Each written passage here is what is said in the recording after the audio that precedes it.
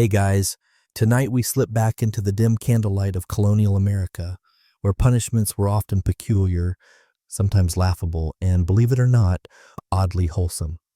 You're standing in a New England town square, the air sharp with wood smoke and gossip, and there, planted in the very center like a wooden scarecrow, are the stocks and pillories. They don't look like much, just heavy timber frames with cutouts for ankles, wrists, and sometimes your neck. But these simple contraptions held the power to embarrass someone into better behavior. You can already imagine yourself in that position, your feet locked tight while the village children giggle and lob apple cores.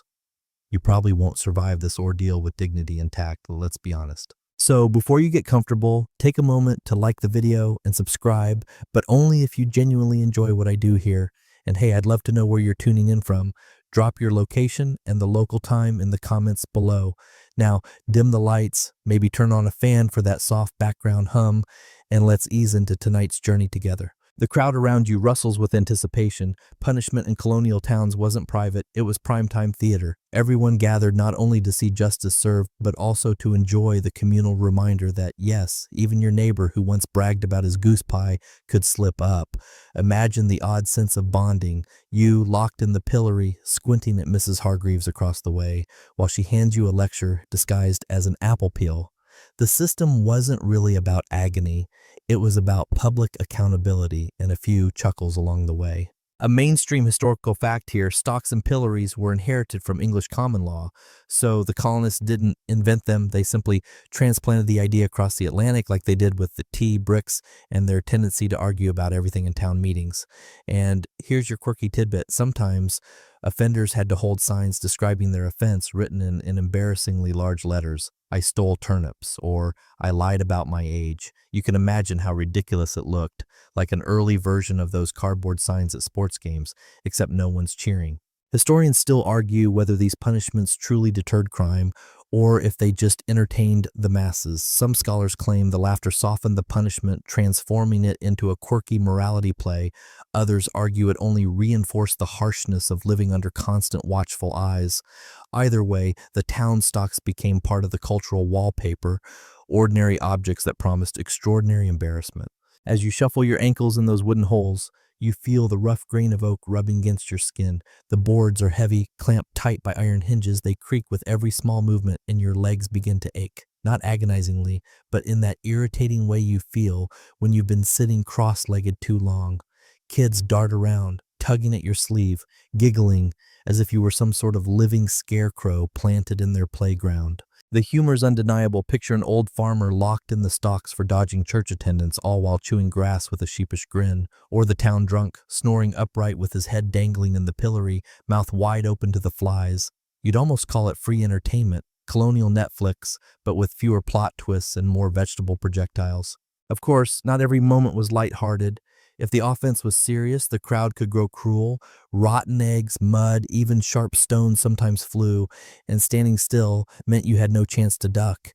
Yet, compared to the more violent punishments of the era, hangings, floggings, or, heaven forbid, being shipped back to England in disgrace, these wooden contraptions seemed almost merciful. The pillory became a strange balance, half playground prank, half moral lesson. What's especially wholesome here is the community aspect. Unlike solitary prison cells, which isolate, the stocks forced you to face your neighbors. Literally. Eye contact, conversation, and sometimes even reconciliation could happen right there as the offender cooled their heels. You could be lectured by a minister, teased by children, or pitied by a kind soul who slipped you a piece of bread. Punishment wasn't about breaking you, it was about weaving you back into the fabric of town life, knots and all.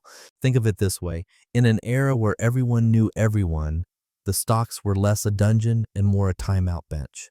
Only instead of sitting quietly in a corner, you sat in the open, a walking, or rather sitting lesson in humility. That's wholesome in its own odd way, like being scolded by a grandmother who still makes sure you get dessert. And here's one last image. As the sun dips low and the lanterns begin to flicker, you sit stiffly in the pillory while the town settles around you. Somewhere, a fiddler starts playing, children chase fireflies, and you remain the awkward centerpiece, reminded that justice in colonial America wasn't always cruel. Sometimes it was just mildly humiliating.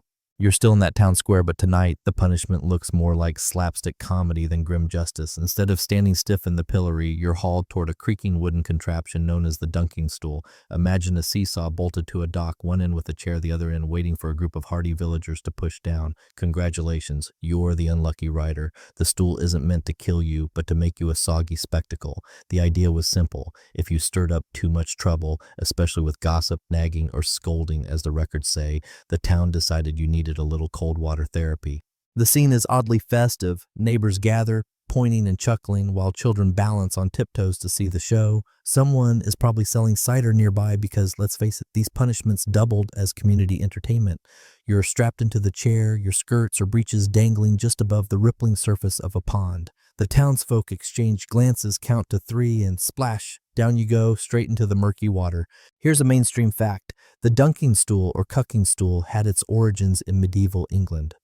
Colonists carried the idea with them, folding it neatly into their toolkit of public correction. It was primarily reserved for women accused of gossip or men who disturbed the peace with drunken shouting. In a society that valued harmony, being loud or quarrelsome was treated almost like vandalism. You were disturbing the social fabric, so into the water you went. A quirky tidbit, some records mention that the dunking stool could be wheeled on a cart, paraded through the streets before the actual dunking. That means you didn't just get wet, you got a whole parade in your honor, like a backward celebration of your bad behavior. One can only imagine the embarrassment of rolling past the bakery, the church, and the tavern, strapped in like a misbehaving mascot. Historians still argue whether this punishment was genuinely meant as correction or simply as comic relief for the townsfolk. Some insist the dunking was symbolic, a way to cool down hot tempers, while others argue it was part of a broader pattern of gendered shaming in early America. Either way, the stool offered a strange middle ground. It was humiliating, yes, but once the splashing ended, you were usually allowed to dry off and rejoin the community. Now, picture the sensory details. The chair is rough-hewn oak, its edges biting into your thighs. The leather straps pinch your arms. As the mechanism creaks, you hear the collective intake of breath from the crowd. Then the plunge. Icy water envelops you, soaking through every layer of wool and linen.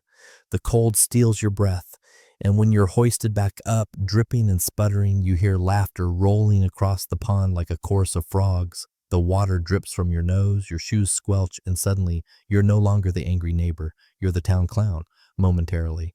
The wholesome angle, no lasting scars, no broken bones, just a bruised ego and damp undergarments. Children in the crowd probably imitated the dunking later, splashing one another in play, and the town got its harmony restored, at least until the next round of gossip brewed. Unlike harsher sentences, this one offered a kind of reset button. You could leave the chair with cheeks red from cold and shame, but also with a funny story to tell, eventually. And yes, as you sit drying off on the bank, chickens pecking nearby and someone's dog sniffing curiously at your soggy boots, you can't help but realize colonial justice often felt like a mashup of slapstick theater and strict parenting. You weren't destroyed, you were dunked, scolded, and sent home, carrying both humility and a runny nose. The square is quieter now, though the smell of damp wool still lingers in your nose from that dunking ordeal. Before you can shake yourself dry, you're ushered toward another colonial landmark, the whipping post. At first glance, it seems more brutal than the stocks or the stool, a tall post, solid oak, planted like a grim sentry near the courthouse. Leather straps dangle from its sides, waiting to secure wrists or shoulders. You tense a little because the name alone suggests pain. But here's the surprising twist. In many cases, whipping in colonial America was less about savagery and more about quick correction, often over in moments, and believe it or not, seen as more merciful than long imprisonment. Picture this, you're bound against the post, your back exposed to the cool evening air. A town constable stands by with a whip or bundle of rods, not some bloodthirsty executioner, but a man likely annoyed that this is part of his job description. The crowd gathers again, murmuring, waiting for the count, and yes, you brace yourself, but the number of lashes is usually low, sometimes as few as 5, rarely more than 30. Compare that to English courts where lashes could number into the hundreds, and you realize colonial punishments were often lighter, tailored to reintegrate rather than to destroy. Mainstream fact time. Whipping posts were indeed standard fixtures in colonial towns, often located right near the stocks and pillories. They were used for theft, drunkenness, or petty fraud, things deemed serious enough to warrant physical sting, but not so grave as to demand death. And here's your quirky tidbit. In some cases, families and friends would line up afterwards to rub balm or ointment into the offender's back, turning the whole scene into a strange cycle of pain, pity, and reconciliation. Imagine being whipped, then hugged, then treated with goose fat ointment by your aunt. Historians still argue whether these whippings were primarily deterrents or rituals of public spectacle. Some see them as harsh reminders of authority, while others interpret them as brief flashes of discipline in communities that wanted swift resolution. After all, colonists didn't have the luxury of maintaining prisons for years. It was far more practical to sting someone's pride and back and send them home the same day. The sensory details are sharp. You feel the wood of the post against your cheek, cool and splintered, carrying the faint smell of tar. The whip cracks against your skin with a sting sharp enough to make you wince, but not deep enough to break you. The sound echoes across the square, half thunderclap, half firecracker, making the children jump and gasp. And just when you begin to tense for more, the constable stops, counts his tally, and releases you. Your punishment is complete in less time than it takes to bake a loaf of bread. The wholesome side lies in the brevity. Unlike imprisonment, which could ruin families by taking away breadwinners, or executions, which ended everything in a single afternoon, the whipping post allowed the offender to walk away, sore, embarrassed, but alive and still part of the community. In some towns, people even joked lightly afterward, reminding each other that a few stripes on the back are cheaper than a lost week in court. Oddly practical, oddly merciful. And here's the modern joke you can't help but think. In today's world, some people willingly pay for that kind of sting at expensive spas under the name therapeutic massage. Back then, it was free, well, unless you count pride as the price. As twilight deepens, you limp away from the post, still wincing but strangely grateful it wasn't worse. The lanterns glow, townsfolk disperse, and your back throbs with a dull warmth that will fade in a day or two.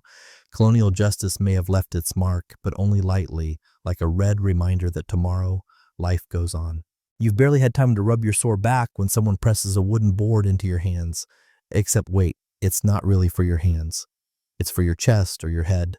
Welcome to the peculiar world of public shaming signs, where instead of being beaten or dunked, you're turned into a walking billboard for your own bad behavior.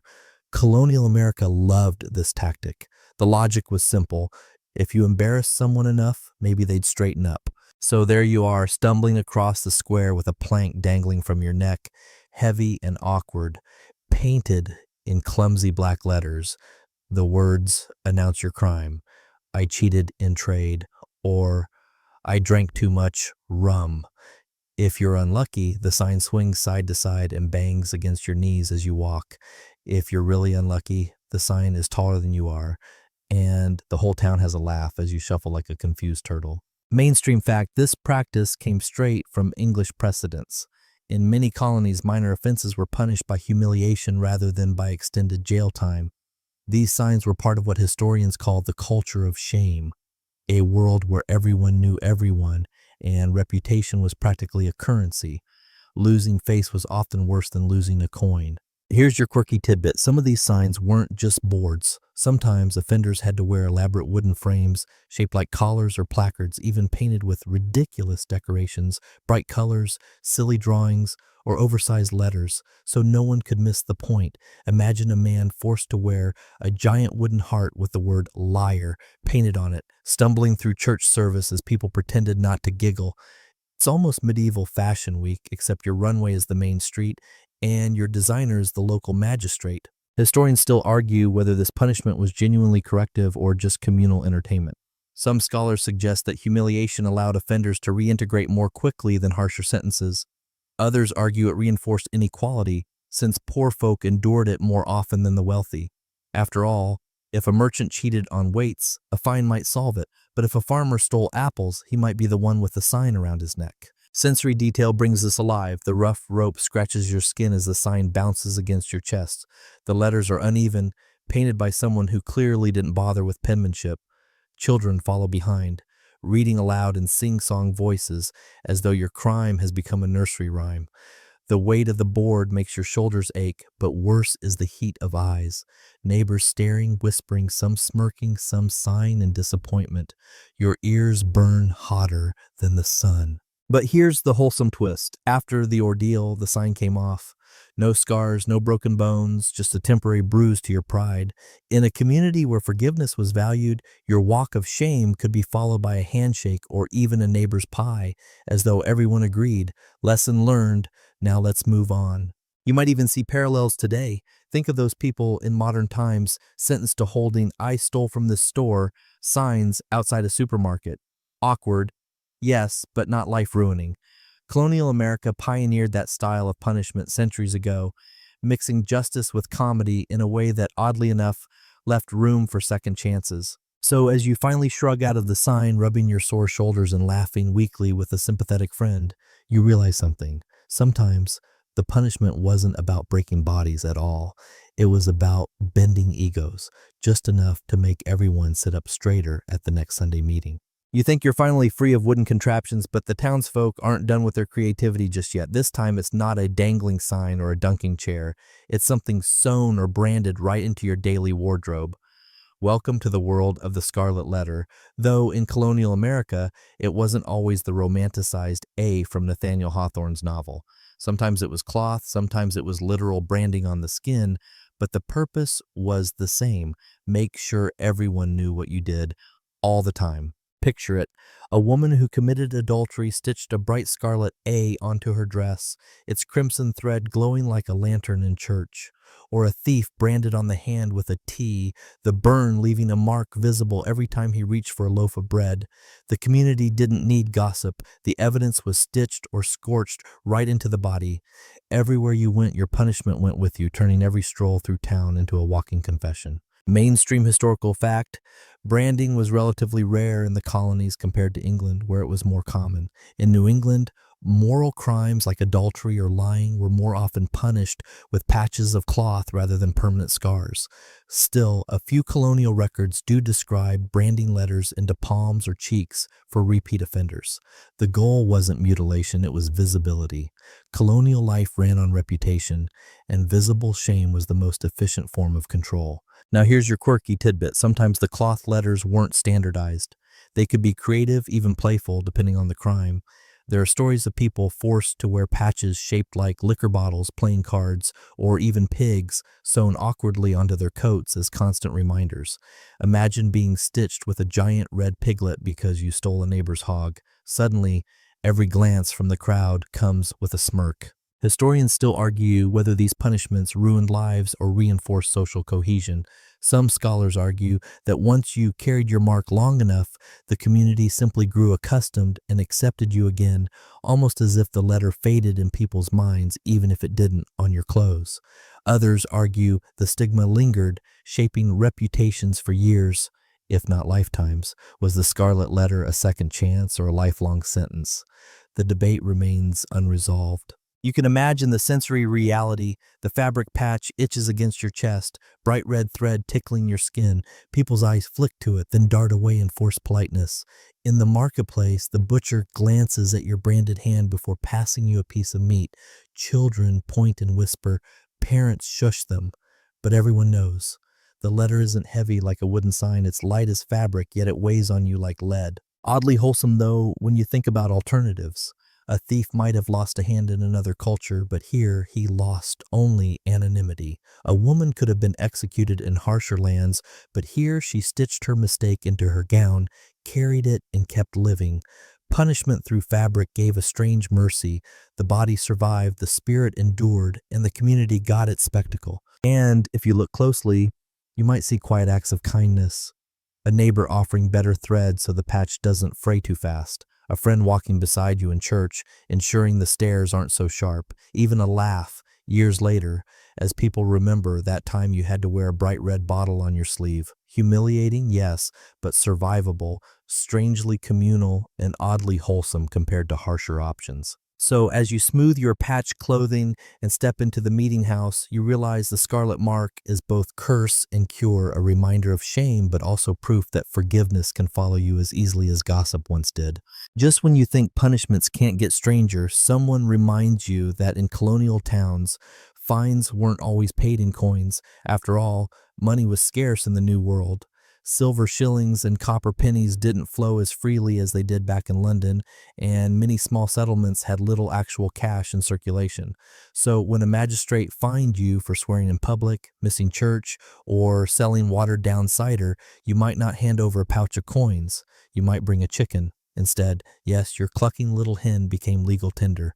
Picture it. You, embarrassed after being caught in some petty misdeed, shuffle into the courthouse carrying a squawking payment under your arm. The clerk scratches his quill across the page while the bird flaps indignantly, feathers drifting into the air. Sometimes goats, corn, or even bushels of apples stood in for hard currency. The townsfolk didn't mind. These goods were often more useful to a community than coins that had to be shipped overseas. Here's your mainstream historical fact. Barter fines were quite common in colonial America, especially in rural settlements. Records show fines being collected in tobacco in Virginia, wampum beads in New England, and livestock practically everywhere. Courts didn't just tolerate this, they encouraged it since it kept community resources flowing. Now for the quirky tidbit, there are stories of offenders paying fines in the most inconvenient ways possible, like showing up with 12 live ducks, honking and flapping through the courtroom, or delivering a wagon load of turnips that had to be stored somewhere. Imagine being the town clerk tasked with recording, paid in full, 1 barrel sauerkraut, slightly smelly. Colonial justice could turn into a farmer's market faster than you could say guilty. Historians still argue whether these barter punishments reflected fairness or just desperation. Some see them as wholesome adaptations to a cash-poor society, while others suggest they highlighted inequality. Wealthier folks could spare a sheep, while poorer folks might struggle to scrape together anything of value. Did paying in chickens preserve community balance, or did it deepen social divides? The jury's still out. From your perspective, though, it's oddly charming. You hand over your fine, a restless hen, and the magistrate doesn't look disgusted. He looks pleased. That bird might end up as dinner for his family or traded again for something else. The fine becomes less about punishment and more about redistribution. You're humiliated for a moment, feathers stuck to your sleeves, but your payment genuinely benefits someone else. Sensory detail makes it real. The chicken wriggles under your arm, claws scraping your wrist. It smells faintly of straw and warm feathers. The courthouse is hot and crowded, and as you pass the bird to the clerk, it lets out one last defiant squawk that echoes off the wooden beams. Everyone chuckles. You feel foolish, but also relieved. It's easier to part with poultry than with pride. And here's the wholesome side. The punishment ends in nourishment. Your hen might grace someone's supper table, or your apples might become cider at the next gathering. Unlike silver coins hoarded in a chest, your fine circulates through the community in the most literal way possible. Everyone shares in your mistake, not with ridicule, but with roasted chicken or pie. Oddly enough, when you leave the courthouse empty-handed, neighbors might pat your shoulder, even thank you for the contribution. You paid your debt, sure, but you also fed the town. Colonial punishments were rarely this tasty, but in this case the scales of justice clucked softly and waddled off toward the cooking pot. You've handed over your clucking fine, feathers still stuck to your sleeves, when the constable points you toward the church, not for worship this time, but for punishment. Inside, the meeting house is cool and shadowed, the heavy beams groaning like they're tired of everyone's sins. You're guided past the pews to a special spot, the penance seat. Imagine the front row at school where everyone can see you fidget. Now imagine it's Sunday morning, the preacher is thundering about virtue, and you're planted front and center like an exhibit. The penance seat, sometimes called the sinner's bench, was designed not for pain but for visibility. You sat in plain sight, usually facing the congregation, while the minister used you as a living footnote to his sermon. If today's message was about honesty, guess who everyone glanced at? That's right. You, blushing under your bonnet, wishing the floorboards would open up and swallow you whole. Mainstream fact, many Puritan and Quaker congregations employed these public penance rituals. In a culture where community and faith overlapped almost completely, punishment often happened inside the church, not outside it. Failing to attend services, swearing, gossiping, or even dozing off during sermons could land you on that bench. And unlike stocks or whippings, this was punishment without a single bruise, except to your pride. Here's your quirky tidbit. Sometimes ministers handed out symbolic props to accompany the seat. A gossip might be made to hold a wooden ladle because her tongue stirred the pot, while a liar might wear a paper hat covered in crude drawings. The props weren't meant to hurt, they were meant to amuse, to etch the lesson deeper through embarrassment. Colonial communities loved props almost as much as they loved cider. Historians still argue whether these penance seats were more about correction or control. Some believe the practice encouraged reintegration. You suffered a dose of shame, then returned to your seat among the faithful, lesson learned. Others argue it bred resentment, driving some to leave congregations entirely. Did it mend community ties or fray them further? That's a debate still humming through dusty church archives. The sensory details make it vivid. The bench is hard, polished by decades of unwilling occupants. Candles flicker against whitewashed walls, their light falling across your reddened face. You can hear whispers behind you, a child stifling a giggle, a neighbor sighing theatrically. The minister's voice booms, every word aimed at your bent head. You shift uncomfortably, your palms sweating against your knees, aware of every eye pinning you like a butterfly to cork. And yet, the wholesome side peeks through. Unlike harsher punishments, this one takes place in a sacred communal space. No rotten vegetables, no splinters, no bruises, just shared embarrassment that eventually fades. You might even feel a strange relief. After the sermon, someone squeezes your shoulder or shares bread with you at the meeting house door. You've been shamed, yes, but also forgiven in real time. Think of it as the colonial version of being called out in class. Everyone notices, you blush crimson, maybe a joke gets cracked at your expense. But the world doesn't end. You survive, you laugh about it later, and life rolls on. In a way, the penance seat was the most wholesome punishment of all. Humiliation cushioned by hymns and embarrassment softened by the promise of fellowship afterward. So you rise stiffly from that front bench, cheeks still warm but heart a little lighter. Outside, sunlight spills across the square, and the punishment feels less like condemnation and more like an awkward lesson you'll never forget. Just when you think you've graduated from wooden benches and itchy scarlet letters, the constable greets you with something that looks like a craft project gone wrong. It's a barrel, yes, a full-sized wooden barrel with holes cut in the sides. This, dear listener, is the infamous drunkard's cloak. The punishment is as humiliating as it is awkward.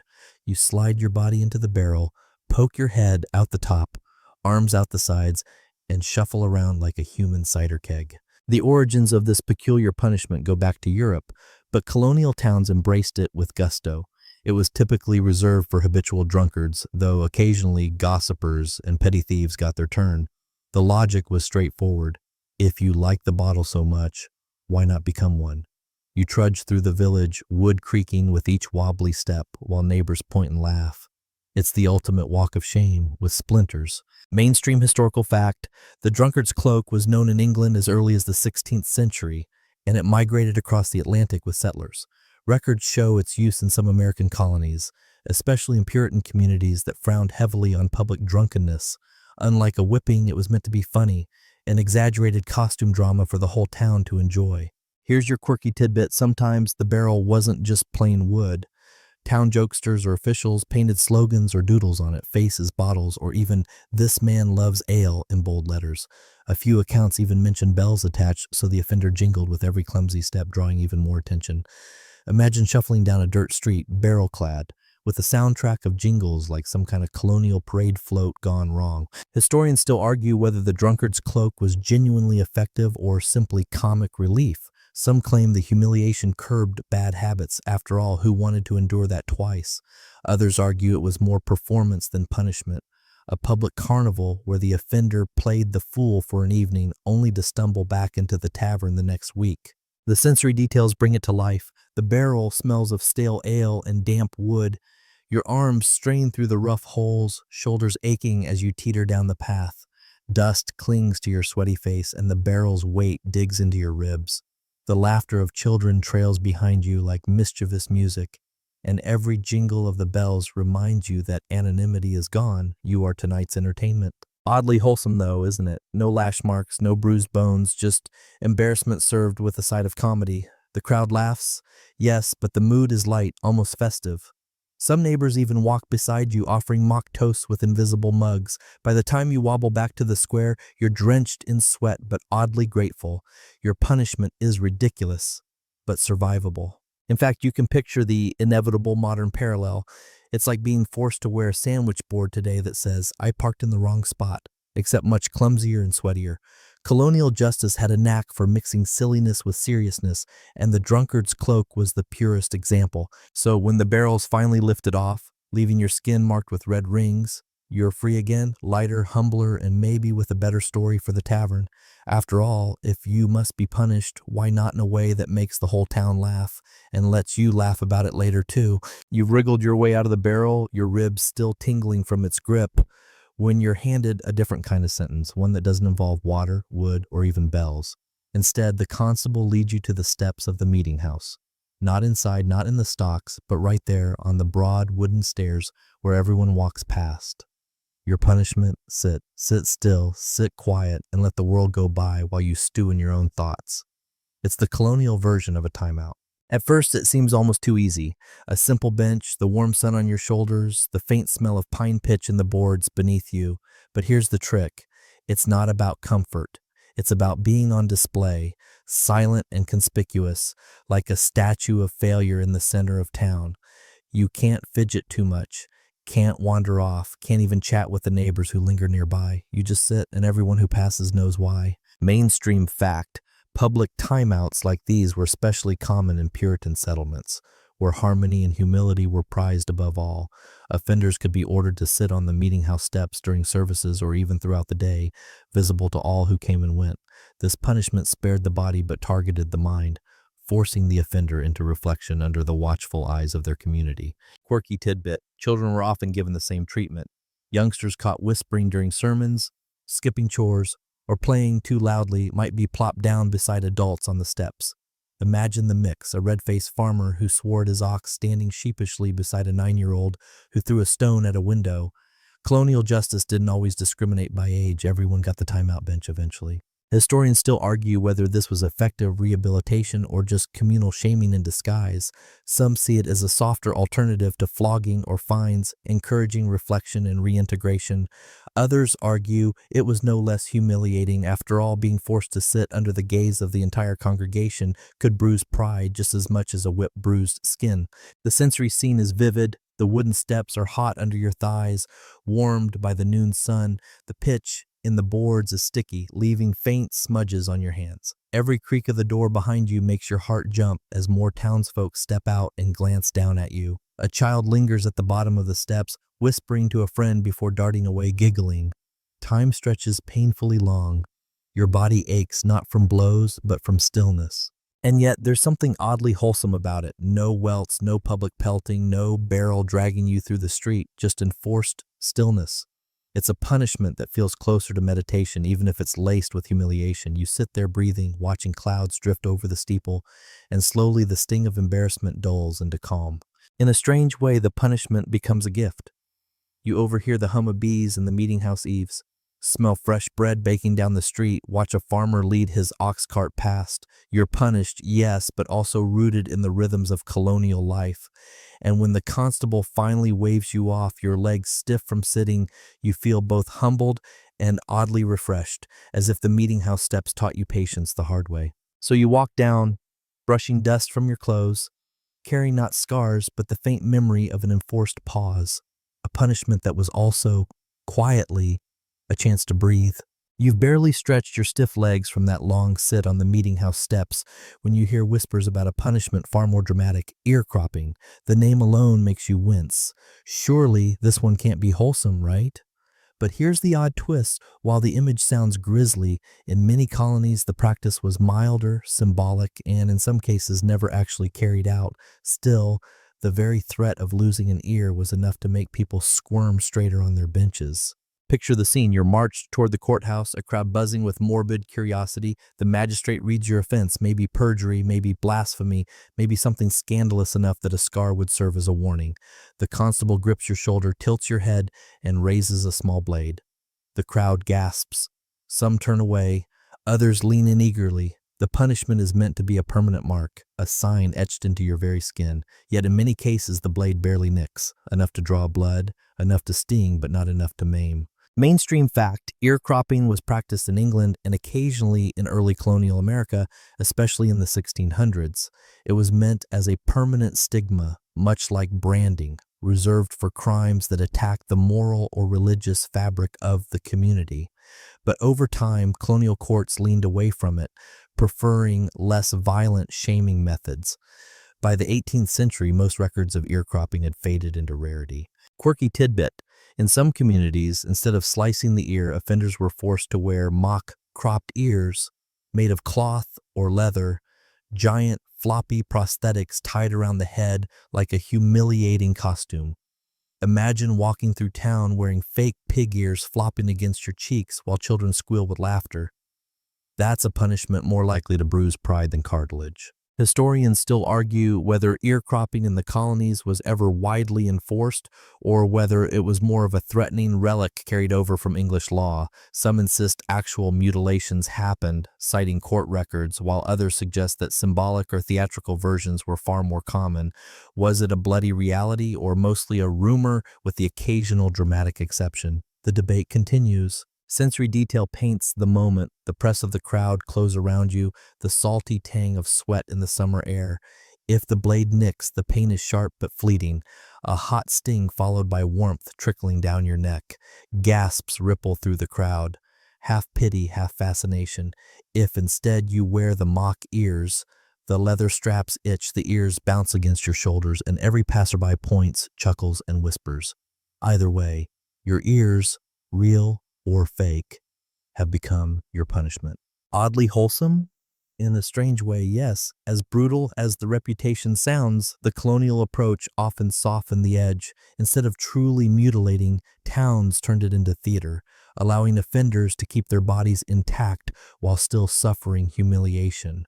And unlike prison sentences, which could fracture families and livelihoods, a nicked ear or a day in costume left you free to return home, still whole, still part of the community, even if a little red in the face. As you step away, brushing sweat or blood from your cheek, you realize something peculiar.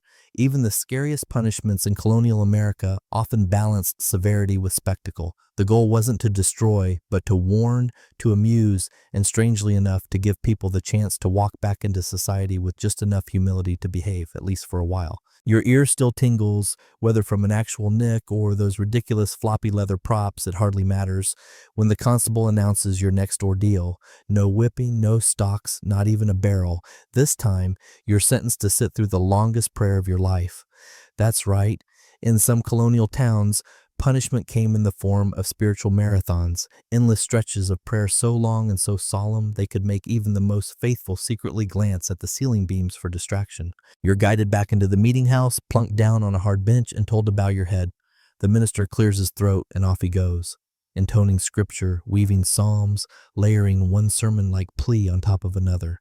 5 minutes pass, then 10, then 30. Your stomach growls, your knees ache. You wonder if the punishment might outlast the daylight itself.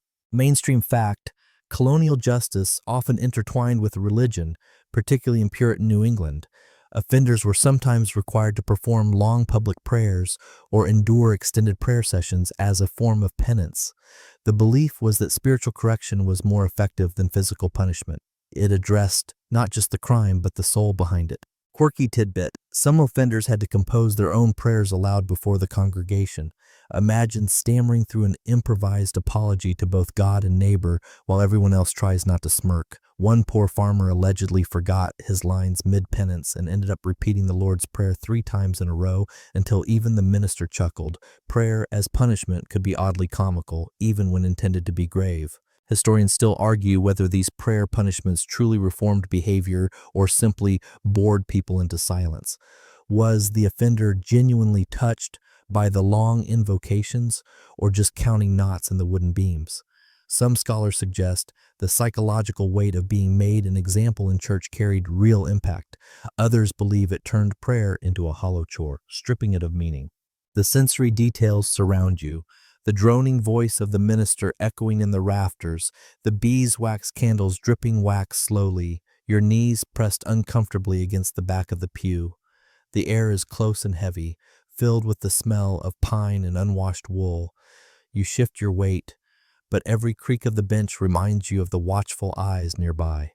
Time crawls forward as though the clock itself has nodded off. And here's the wholesome twist. Compared to lashings or mutilations, being sentenced to prayer is almost tender. It doesn't bruise your body, only your patience.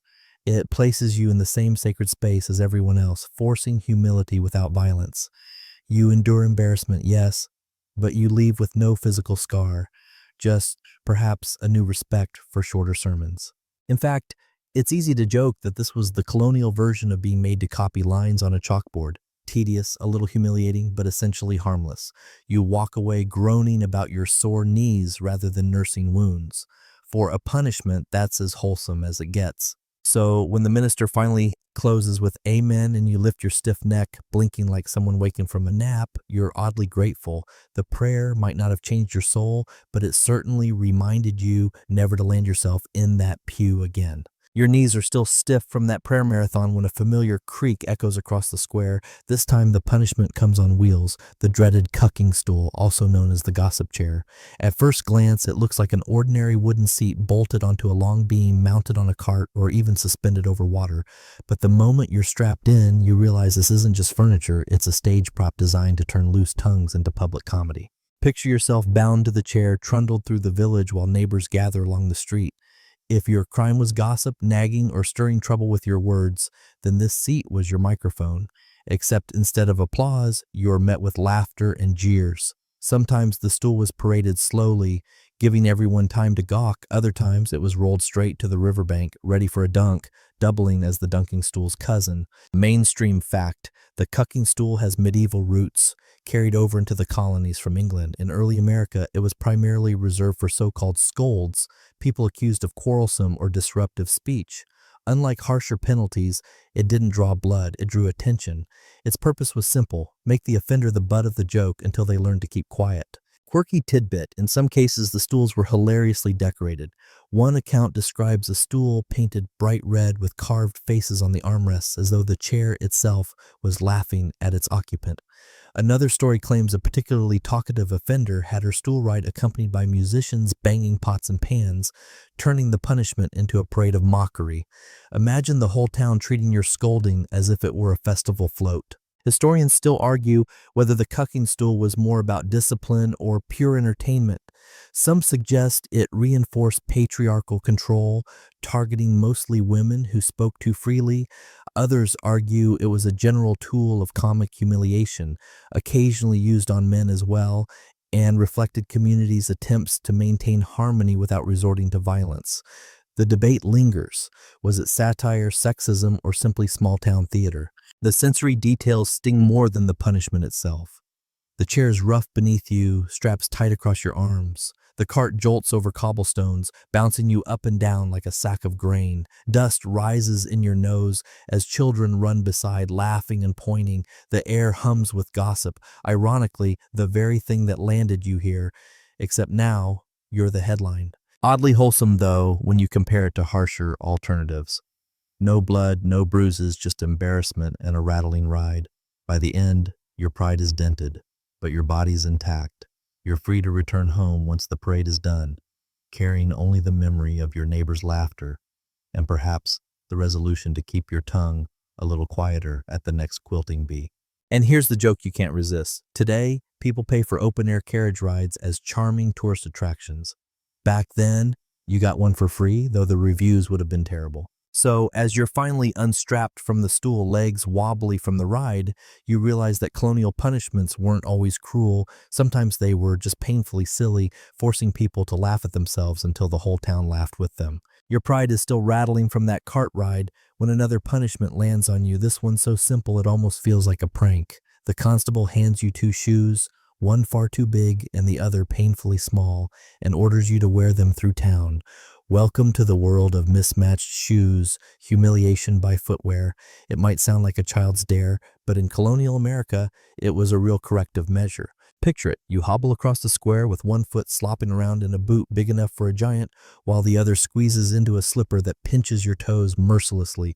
Each step is awkward, uneven, and strangely noisy. Thunk, squeak, thunk, squeak. Neighbors stop mid-chore to watch you stagger past. Children burst into giggles. Someone mutters, "There goes the thief who couldn't walk straight if he tried." And that's the point. The whole town gets a laugh, and you get a lesson. Mainstream fact, humiliating clothing punishments were common in colonial America. Inspired by older European traditions, offenders might be forced to wear their coats inside out, hats with donkey ears, or yes, mismatched shoes. The goal was visibility. Your crime walked with you, literally. Compared to flogging or branding, it was merciful. Compared to your dignity, it was devastating. Quirky tidbit, some communities escalated the shoe game. One record mentions offenders being forced to swap shoes with their spouses, husbands clomping around in tiny buckled slippers, while wives shuffled miserably in heavy boots. The crowd roared at the sight, and the punishment doubled as a parody of walking in another's shoes. Who says colonial judges didn't have a sense of humor? Historians still argue whether such punishments actually deterred crime or simply created spectacle. Some claim the embarrassment worked. After all, who'd risk another day of waddling down Main Street like a confused duck? Others argue it did little more than amuse the crowd for an afternoon. Was it reform, or was it just free entertainment? Scholars are still chewing on that one. The sensory details hit you with every step. The oversized boot clomps, heavy and loose, rubbing blisters against your ankle. The tiny shoe cramps your toes until they tingle with numbness. Dust from the road sneaks into both, scratching your skin raw. Sweat builds under your collar as the whole town stares. You wobble, you stumble, you nearly topple over, and each time you regain balance, the laughter grows louder. Oddly wholesome, though. Absolutely. The punishment leaves no mark but temporary soreness. It's embarrassing, yes, but it turns wrongdoing into comedy instead of cruelty. By the end of your parade, the townsfolk are chuckling, you're hobbling, and everyone's appetite for justice has been satisfied, without a drop of blood spilled. And here's the cheeky modern thought. Mismatched shoes are a fashion statement today. Somewhere out there, a celebrity struts down a red carpet in one red heel and one black, hailed as avant-garde. In colonial America, that was the walk of shame. Funny how trends turn over time. So when you finally kick off those ridiculous shoes, massaging your sore feet and glaring half-heartedly at the constable, you realize something. Colonial punishments had a knack for turning even footwear into morality plays. And though your dignity may limp, your body walks away whole. You've just peeled off those torturous mismatched shoes rubbing your sore toes when the constable directs you into a tavern. For a fleeting moment, you think, finally, something pleasant, the smell of ale, the glow of lanterns, the murmur of laughter. But no, you're not here to sip cider or join the dice game. You're here to sit in the corner, alone, with a stern warning not to speak. This is your sentence. Banishment to the tavern corner. It sounds almost cozy at first. A dark wooden bench tucked near the barrels, warm firelight flickering against pewter mugs. But here's the twist. While everyone else enjoys conversation, you're excluded. No toasts raised in your honor, no jokes thrown your way, just silence, enforced and isolating, while you watch the good cheer swirl around without you. It's like being at a party where you're invisible, but also very much on display. Mainstream fact, taverns in colonial America were central hubs of community life, doubling as inns, courts, and even post offices. Being exiled to the tavern corner wasn't about alcohol, it was about exclusion from the social heart of town. To be told, sit there, speak to no one, was a punishment of loneliness in the middle of company. Quirky tidbit. In some cases, offenders had to wear silly hats or collars while sitting in that corner, making their silence all the more noticeable. One account describes a drunkard forced to don a cap with donkey ears while quietly nursing a watered-down mug of cider. Others were made to face the wall, their backs to the laughter, like misbehaving schoolchildren. Imagine the humiliation of hearing your friends swapping gossip just a few feet away while you stared stubbornly at naughty pine boards. Historians still argue whether tavern corner punishments were genuinely corrective or merely symbolic shaming. Some suggest the exclusion was powerful since social belonging was crucial in small towns. Others believe it was little more than temporary theater, an hour or two of discomfort before the offender rejoined the very same crowd. Did it teach humility or just provide comic relief for tavern regulars? The debate lingers. Sensory details bring it alive. You sit on a hard bench, the smell of ale and smoke thicken the air.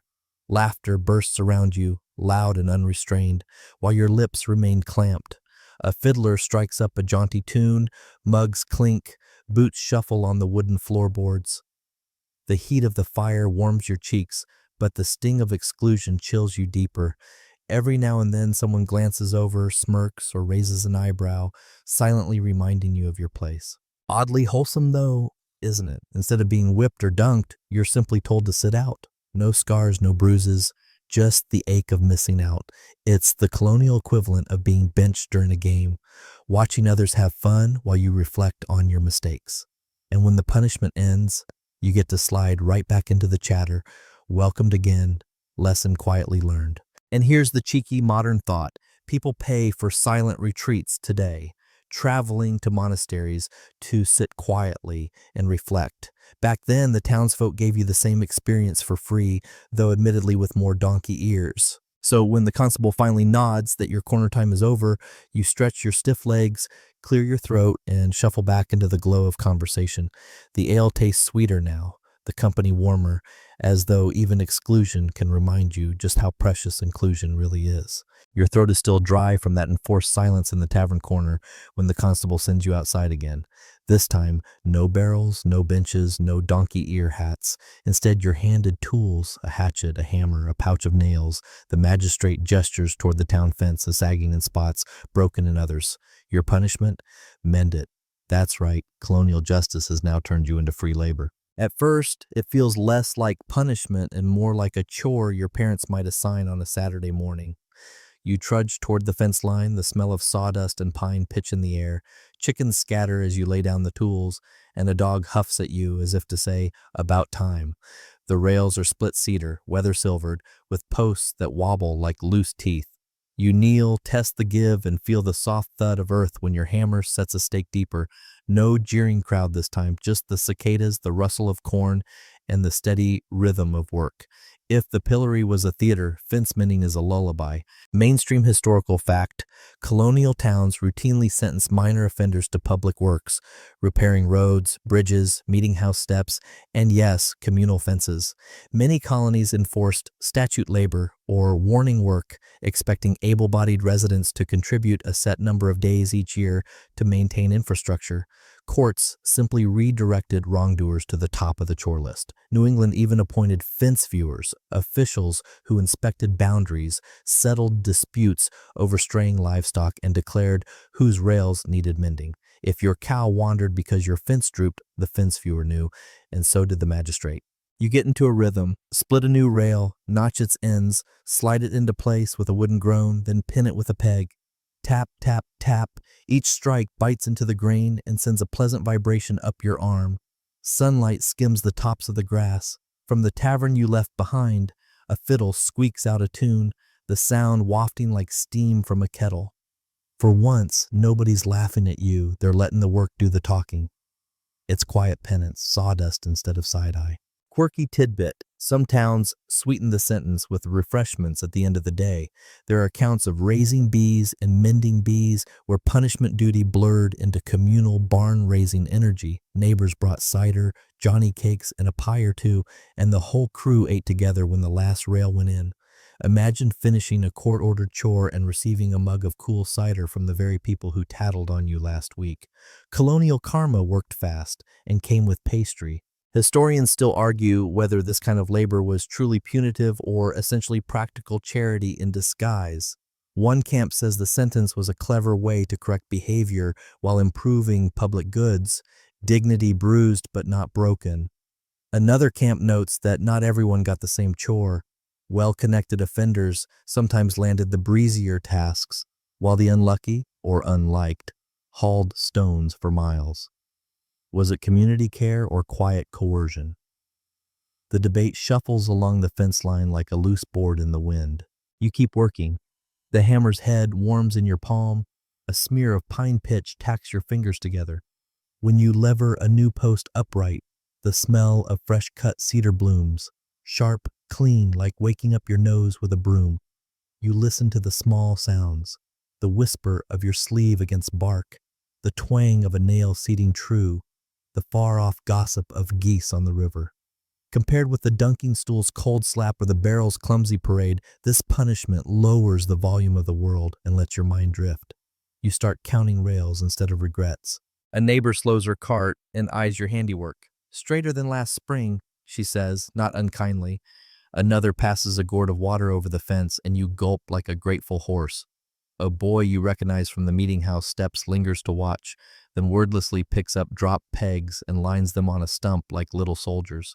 This is the wholesome core of it. Your mistake becomes a visible improvement. Yesterday you made a mess. Today you make a fence. Even the fence viewer, that hawk-eyed connoisseur of corners and corners cut, nods barely, but in this town, a nod is practically a parade. You can't resist 3 soft jokes to stay awake. First, you realize the fence viewer is the colonial version of a building inspector, except with the more stories about runaway pigs.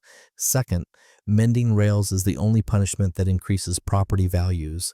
If Zillow had existed, your sentence would have had a 5-star review. Third, the rhythm of hammering is suspiciously soothing, like ASMR, but with the splinters instead of microphones.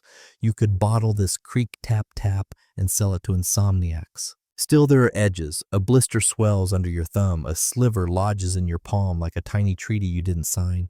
You suck at the spot, spit a fleck of sap, and keep going. A sudden gust shivers the field and leans the fence just enough that you plant an extra brace, belt it tight with a rawhide thong, and feel the structure breathe and settle, like a stubborn mule finally deciding to stand. There's a call back whispering through your head. Remember the meeting house steps, the forced stillness that taught patience. This is its energetic cousin, movement with purpose, a lesson hammered into wood instead of pride. And remember the barter fine with the chicken. That was punishment turning into dinner. This is punishment turning into a windbreak for someone's young apple trees. Different routes, same destination. The town is a little better tonight than it was this morning. As the sun slides toward the timberline, you sight along your work. A clean run of rails, shoulders squared, corners tight, gates that close without whining. The dog from earlier trots back, sniffs the lowest rail, and, well, makes a small editorial comment. You sigh, wipe your hands on your breeches, and fix the latch anyway. Justice in this town is never glamorous. It is, however, sturdy. Another small, odd custom surfaces in memory. Some villages require the offender to carve initials and the date into an end post, not as a boast, but as an audit, a reminder that so-and-so mended here, proof for future fence viewers with long memories and short patience. You scratch your letters, shallow, neat, and step back. It's not a scarlet letter. It's a signature on a useful apology. By the time twilight gathers, the hammer feels like part of your hand. Crickets strike up their saw-file chorus. Someone from the tavern appears with a crock of stew and a heel of bread.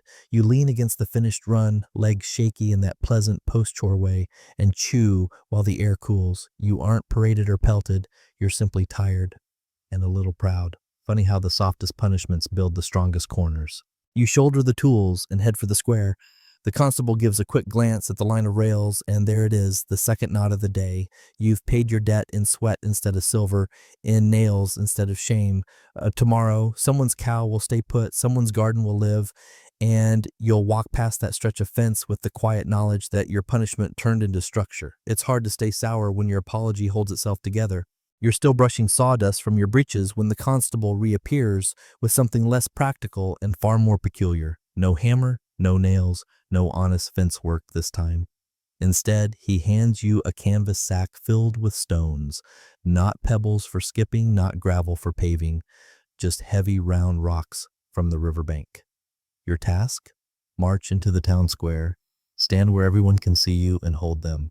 No tools, no purpose, just weights in your arms until your shoulders tremble. At first, It feels ridiculous. You shuffle into place with the sack slung against your chest. Townsfolk drift over, curious. Some bring benches to sit and watch. Others lean against wagons, arms crossed, murmuring like they've bought tickets to a show. You plant your feet, hug the stones tight, and try to look nonchalant. But the rocks bite into your forearms, scrape your knuckles, and tug down with that slow, merciless gravity that seems to double every minute. Mainstream fact: colonial courts occasionally sentenced minor offenders to penitential waits, where the accused carried or held stones in public as a visible burden. The practice echoed older European penances where pilgrims carried heavy crosses or penitents dragged chains. It wasn't meant to cripple, it was meant to show, literally, the weight of your wrongdoing. Quirky tidbit: some towns turned it into a game. Offenders were challenged to walk a certain distance around the square while balancing stones on their backs or heads. Fail and you had to start again. Children sometimes imitated the ritual, pretending to wobble under bundles of firewood, giggling as they collapsed in the grass. The punishment was serious in court records, but in practice, it often looked like a clumsy community relay. Historians still argue whether weight holding was penitential symbolism or simple public comedy. Some argue it recalled biblical imagery: the sinner bowed under his burden, then released. Others point out how often spectators laughed, suggesting the crowd treated it more like a carnival sideshow. Was it sacred theater or slapstick? The truth likely balanced somewhere in between. The sensory details grind into you with every breath. The rocks press hard against your ribs, their edges digging like blunt teeth. Your arms shake, sweat trickles down your temples, and dust from the square stings your throat. You can hear muffled chuckles each time your knees dip. A boy calls, "Don't drop it," and the crowd titters. Your back aches, your biceps burn, and yet you keep clutching those stones, a human statue of guilt and gravity. Oddly wholesome, though, when you think about it. Unlike the whip or the dunking stool, the stones leave no scar except sore muscles. You might ache tomorrow, but you'll also be stronger. Punishment doubling as exercise. In fact, you wonder if colonial America accidentally invented CrossFit: sweaty, public, and mildly humiliating. The minutes crawl, your grip falters, the rocks shift, and suddenly one slips thudding into the dirt. Gasps ripple through the square, followed by laughter. The constable scowls and motions for you to pick it back up. You bend, arms trembling, haul it against your chest again, and stand straighter. The burden feels heavier now, but so does your determination. You square your shoulders, fix your eyes on the horizon, and imagine the weight as something more than rocks. Your mistake, your shame, your stubbornness, all bundled into a sack that eventually you will drop for good. When the constable finally waves his hand, releasing you, you let the stones tumble down in a cloud of dust. Your arms throb, fingers stiff, but the relief is sweeter for the strain. Neighbors nod approvingly, some even clapping lightly, as though you've just finished a peculiar kind of performance. You stagger away from the pile with sore arms and a sheepish grin, realizing that in its own odd way, the punishment was wholesome. It didn't just weigh you down. It reminded the whole community that every burden once carried can be set down. Your arms are still buzzing from those rocks when the constable shakes his head with mock sympathy and tells you the next sentence will require no lifting at all. Instead, it will require silence. You follow him into a plain-timbered house where a long table stretches the length of the room. Bowls of porridge steam faintly, loaves of bread sit stacked, mugs of cider gleam. You think, at last, a meal.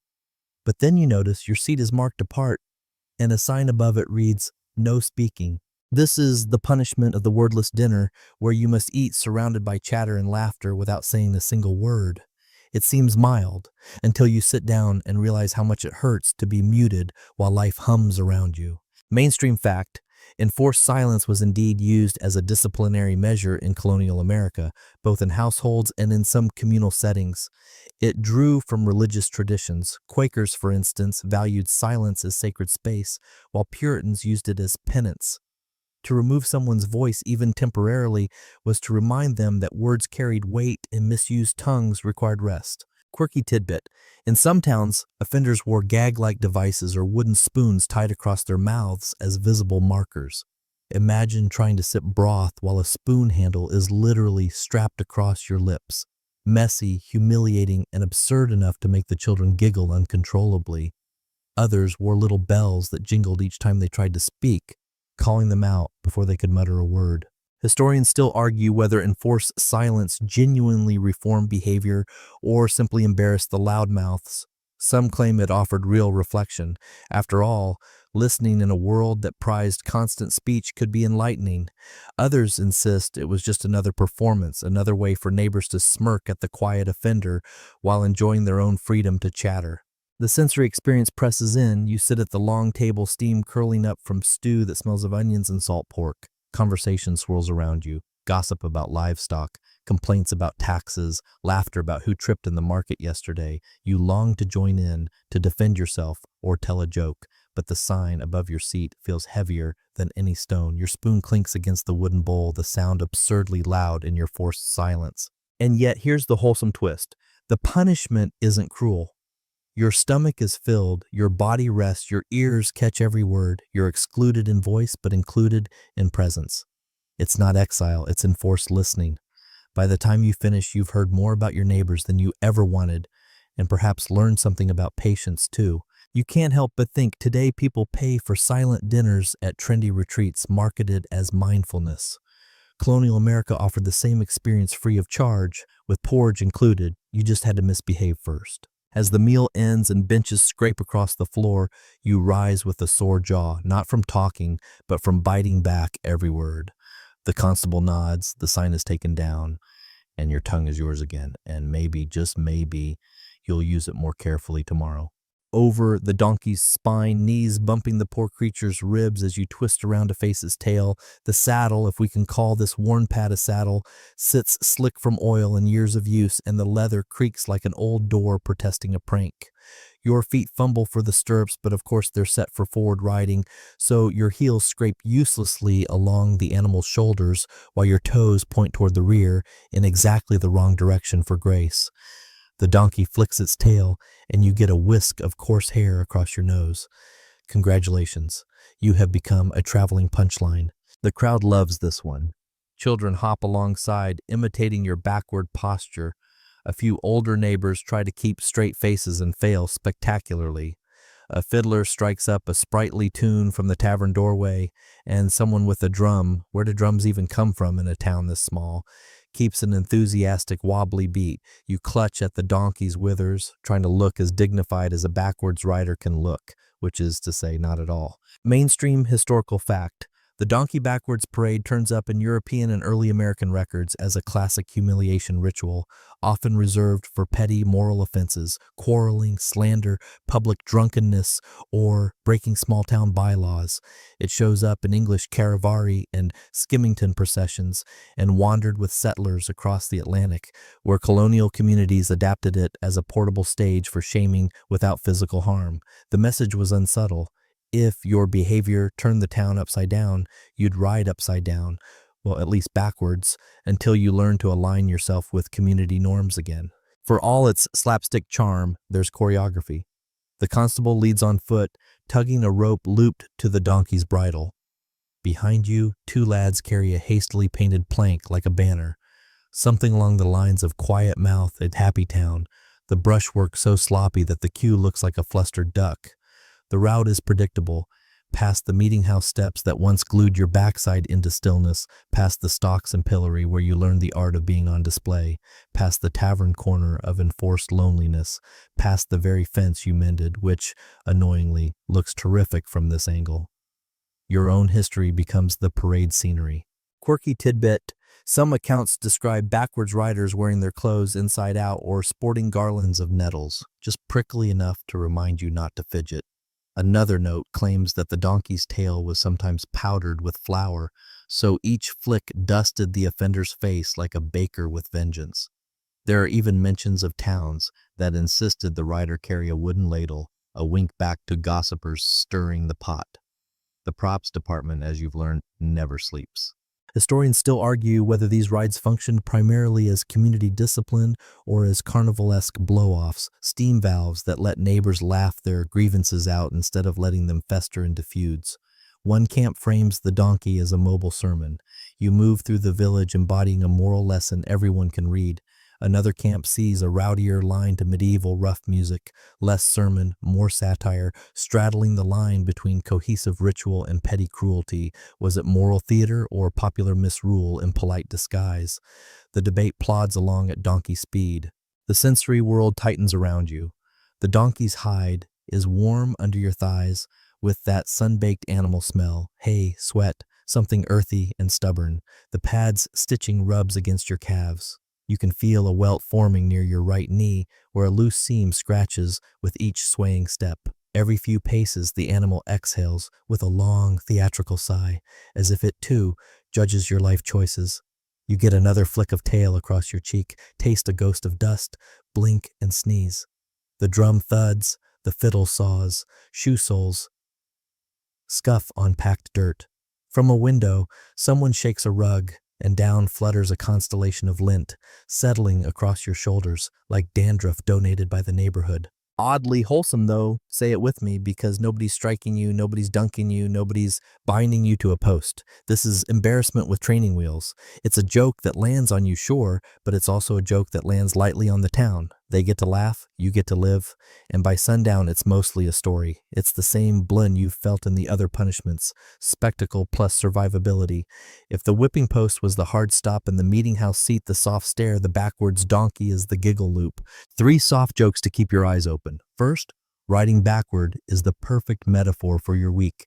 You keep looking where you've been instead of where you're going. Second, this might be history's earliest rear camera feature. Pity no one yelled, "Mind the cart," when a manure wagon appears behind you like a slow-moving hazard.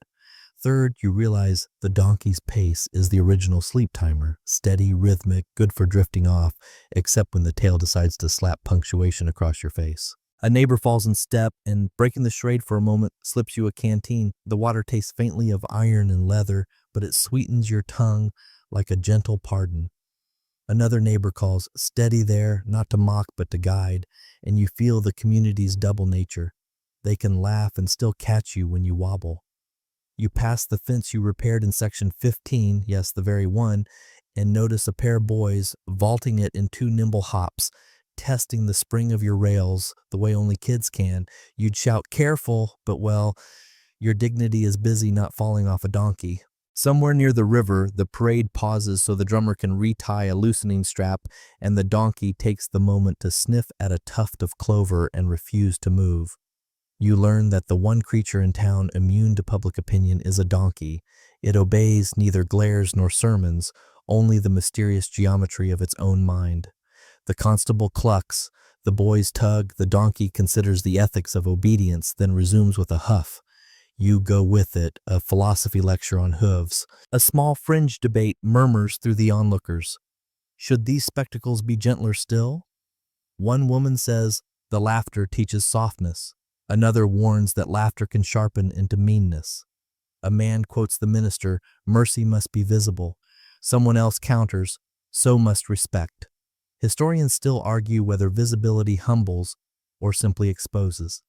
In this moment, visibility feels like wind on skin, cooling, occasionally stinging, always passing. You circle back toward the square, the loop complete. The drummer's arms droop, the fiddler shakes her wrist, the banner droops like a tired duck. The constable leads the donkey to a halt beside the meeting house steps. Your legs, numb from clasping the animal's barrel, protest as you try to dismount backward. The donkey obliges by sidestepping, which means you half slide, half grapple into an accidental hug with its midsection before finding the ground. Dignity, not present today. And yet, when your boots meet dirt, a soft ripple of applause travels the edge of the crowd. Not cruel, more like an exhale. A few neighbors step closer, fussy with kindness. All right then, mind the stirrup. Someone brushes a smudge of flour from your cheek. Aha, so that rumor was true. You pat the animal's neck in thanks, and it twitches an ear as if to say you're welcome to stop riding it backwards anytime. You feel the lesson settle the way the saddle did, a bit crooked, definitely memorable. Some punishments press inward, prayer, silence, that long sit on the steps. Some punishments press outward, signs, barrels, mock ears. This one does both. It turns you around so the town can watch your face watching theirs. It is vulnerability on parade, and it is survivable. You'll sleep tonight with the sway of hooves still rocking in your bones, and in the morning, the square will be just a square again, the donkey just a donkey, the laughter folded into the fabric with the rest of the day's chores. You glance down the road, the direction you didn't face during the ride. Tomorrow is there, always has been. You square your shoulders, rub the stripe where the tail kept signing your cheek, and step forward this time, choosing the angle yourself. The town slips back into its ordinary rhythm. Someone mends a gate, someone sweeps a stoop, someone, almost certainly, starts a fresh pot of cider. The donkey finds a patch of shade and closes its eyes, an expert in gentle endings. Your backside is still sore from the donkey's saddle, and your cheek still remembers that flour-dusted tail when the constable unveils something even stranger, masks. Not festive Venetian ones or delicate theater props, but crude, oversized animal masks carved from wood and stitched with scraps of fur. One is shaped like a pig's snout, another like a fox's muzzle, another like the long beak of a goose. He hands you the fox. You hold it in disbelief, staring at its ridiculous, exaggerated grin. Yes, this is your punishment, to shuffle through town with the face of an animal, branded not with fire or ink, but with ridicule. The meaning is clear enough. Colonial America, like Europe before it, often punished wrongdoers by matching them with animal traits. A thief might wear a fox snout, a glutton a pig mask, a braggart perhaps a donkey's ears. The townsfolk loved the symbolism. After all, if your behavior resembled an animal's, why not make it visible? You strap the mask across your face, the leather thong biting into your hair, and suddenly the world looks out at you through two clumsy eye holes. Mainstream fact, shame masks or scold's bridles were known across early modern Europe, and echoes of the practice did make their way to colonial America. While the metal cages of England, horrifying contraptions of iron and bit, were rare here, the colonies softened the ritual into lighter, often wooden or leather masks designed for humiliation rather than pain. Quirky tidbit. Some masks included tinkling bells or even whistles, so every nod of your head announced your presence like a clumsy parade float. One record from a New England village mentions a man forced to wear a pig mask with acorns dangling from the snout, each one bouncing against his chin as he walked. Children followed him, oinking gleefully, until the poor fellow tripped over his own embarrassment. Historians still argue whether these punishments were imported wholesale from Europe or improvised locally with whatever materials were handy. Was the pig mask a watered-down version of Europe's brutal bridle, or a unique colonial flourish? Did they genuinely shame offenders into reform, or did they just provide another afternoon's entertainment? The evidence is spotty, leaving scholars debating whether these masks were common practice or colorful exceptions. The sensory world narrows under the mask. The inside smells of resin and old sweat, wood, pressed close against your nose. Your breath fogs the tiny eye holes, making the world blur and swim. Each step echoes oddly in your ears, as if you've been turned into your own drum. The leather strap pulls your hair, the fur tickles your forehead, and the exaggerated snout bumps your chin every time you swallow. You feel clumsy, hot, ridiculous, and you know that's exactly the point. The crowd roars with laughter. "There goes the sly fox," someone calls, wagging a finger. A child dares to tug the tip of your snout and squeals with delight when you stumble. Yet beneath the mockery, there's no violence, no whips, no bruises, just humiliation so silly it borders on comedy theater. Oddly wholesome, isn't it? You're the clown for a day, not the criminal forever. 3 soft jokes drift through your mind to lighten the weight. First, you realize colonial America invented the earliest furry convention, though without the voluntary fun. Second, you imagine the mask is an early forerunner of Halloween, except instead of candy, you collect side-eye. Third, you note that breathing in here is its own punishment. The mask smells like a raccoon slept in it all winter. And yet, as the parade winds down, something shifts. Neighbors clap your shoulder, chuckling but gentle. The constable lifts the strap and the world opens wide again. Cool air hits your damp skin, the mask's weight falls away. You rub the red grooves it left behind and feel oddly light, almost cleansed. Because the truth is, colonial punishments like these weren't designed to break bodies. They were designed to remind everyone of 2 things. Mistakes happen and communities can laugh their way through them. As the fox snout is tucked back into the constable's chest, you step forward with your own face again. grateful for how quickly shame fades when it's shared. You've barely caught your breath from wearing that ridiculous fox mask when the constable announces the next ordeal. No pillories, no stones, no masks this time. Instead, he orders you to waddle. Yes, waddle. This is the goose walk, a punishment as absurd as it sounds. You're to shuffle the length of the square, bent knees turned out, arms flapping, body swaying side to side like a farmyard bird gone astray. The punishment isn't pain, it's parody, transforming you into a living joke. The crowd gathers quickly, buzzing with anticipation. Someone actually honks like a goose to set the mood. You bend into the awkward stance, already feeling your thighs protest, and begin the march. Step wobble, flap, step wobble, flap. Dust rises around your boots as laughter peals from every corner. Children run behind you, imitating the movement with delight, turning your humiliation into a strange communal dance. Mainstream fact: such animal imitation punishments weren't unique to the colonies. They appear in European records too, especially in rural communities where public shaming leaned on humor rather than harm. In the colonies, the goose walk often targeted quarrelers, drunkards, or idle shirkers. The logic was blunt. If you acted foolish, you should look foolish. Plain enough for everyone to see. Quirky tidbit: some records suggest that offenders had to carry actual goose feathers while they waddled, stuck to their hats or pinned to their coats. Others were forced to honk on a crude reed whistle at each corner of the square, announcing themselves like a herald of silliness. One poor fellow in Massachusetts was said to have slipped mid-waddle and landed in a trough, earning the nickname Sir Goose for the rest of his days. Historians still argue whether these waddling punishments were really common or whether the few recorded examples were exaggerated by amused clerks. Some argue they represent genuine attempts at moral correction through comedy, while others see them as folklore drifting into court records. Was the goose walk routine discipline or a rare but memorable gag? No one's quite sure. The sensory experience is unforgettable. Your knees ache in the bent posture, your calves burn with each sideways sway. The sun beats down, warming the back of your neck. Every honk and giggle from the crowd makes you blush hotter, while the rhythm of flapping arms leaves your shoulders sore. The taste of dust rises in your mouth with every awkward shuffle.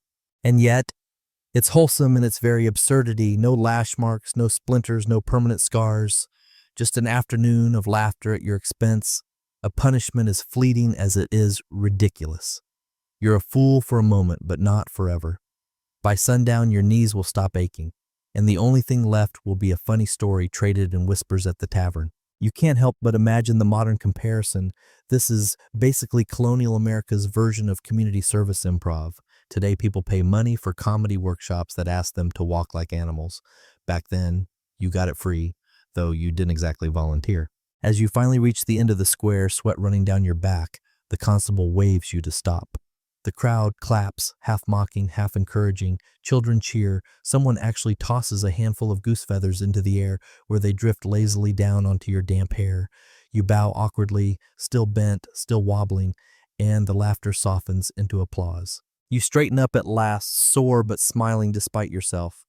Because deep down, you know the goose walk wasn't about cruelty. It was about turning mistakes into theater, and theater into forgiveness.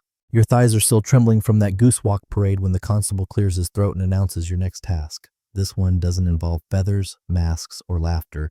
Instead, it comes with a shovel, a pair of rough gloves, and a grim little smile.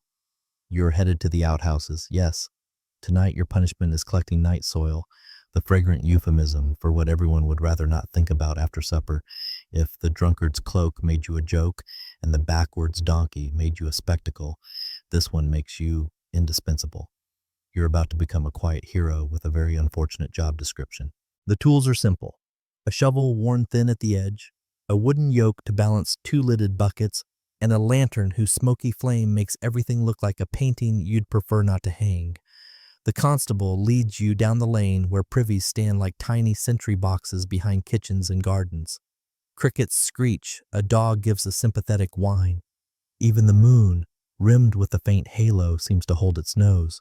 You swallow, square your shoulders, and lift the first lid.